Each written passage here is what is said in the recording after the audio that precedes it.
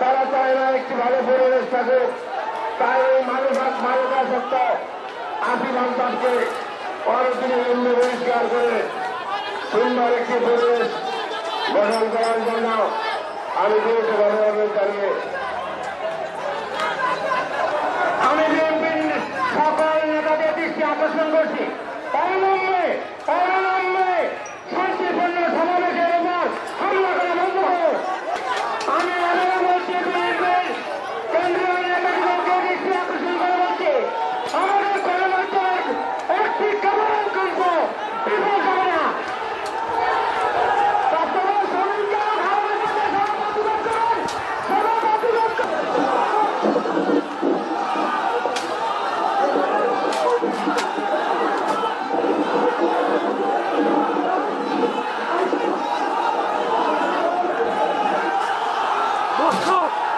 যেখান থেকে দেখছো সবাইকে তাহলে